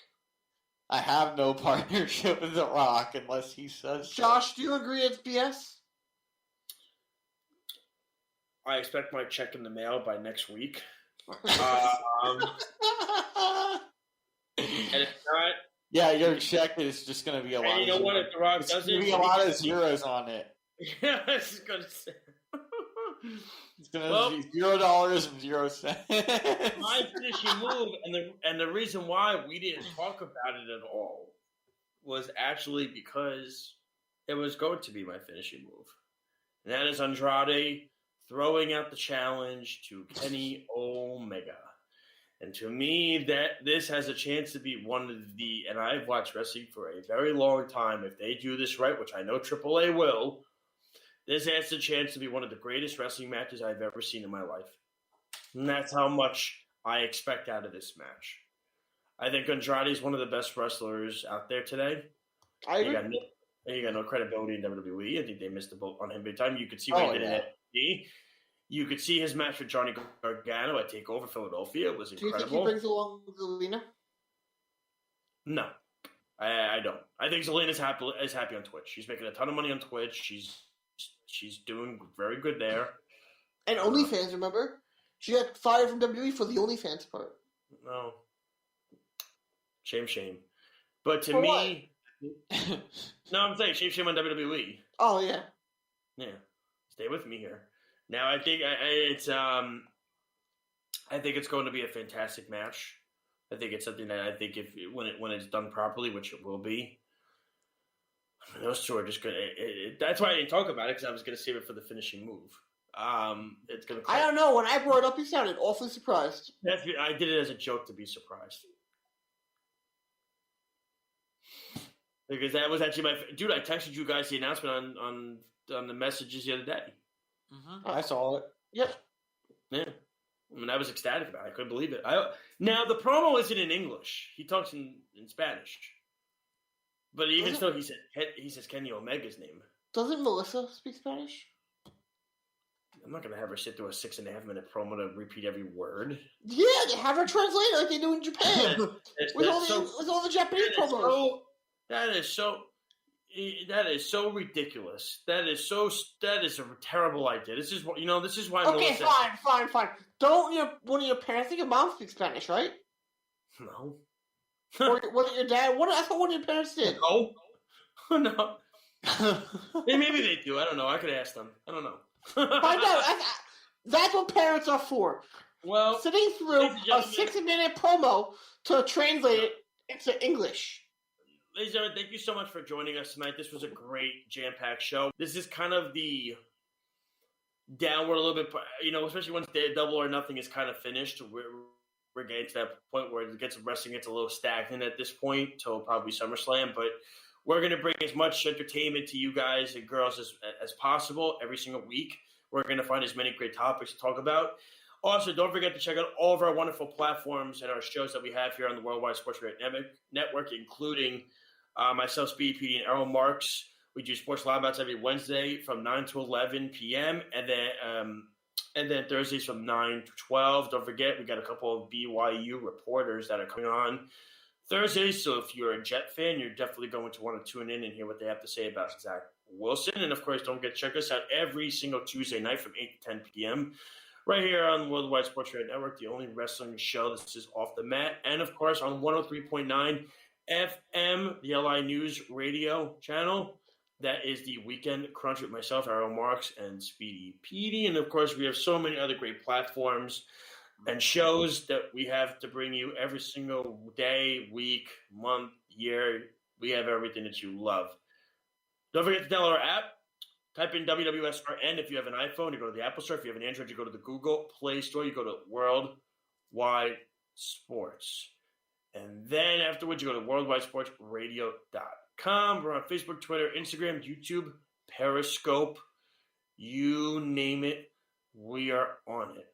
The Off the Mat website is on our Google, so you can check that out. We still have more guests to announce, and once we have that, I'm going to add more to that guest list for the anniversary show. Absolutely. It's going to be great. 1 year anniversary. We're so excited for it. We can't wait. Ladies and gentlemen, enjoy the rest of your week. Enjoy wrestling. Enjoy AEW Blood and Guts tomorrow. Enjoy NXT after we're done right here. It's going to be great. I got to watch a little bit of NXT. It looked awesome tonight. It always does. Enjoy SmackDown on Fridays. That's the only good show. And they finally changed Roman Reigns' theme. And it's an awesome heel theme, by the way. It is really cool. But his name is still Roman Reigns and does not fit his character. Well, I don't care. I like what they're At doing. least it's not SmackDown versus Raw 2011 music. There you go. Love it. What? Bingo. The What video did he game. say? What's At least wrong? it's not SmackDown versus Raw, the video game. Okay, first off, SmackDown vs. Raw is 10 times better than the crap they have now. The generic shitty music. Yes, exactly. That's Okay, yeah. Come on, Elias. Stay with us. No, you're right. For Alex I'm Flows, wrong, for I'm Lyle Gillen, for Speedy Petey, I'm Josh Silverberg. Good night, everybody. Thank you so much for listening here on Off the Mat on the Worldwide Sports Radio Network. Check us out next Tuesday. Kenny Omega, what do you got to say? I must bid you adieu, so say with me now if you know it. Goodbye, mwah, and good night. Thank you for listening to Off the Mat on the Worldwide Sports Radio Network, your source for all things wrestling and sports entertainment. It is the Worldwide Sports Radio Network.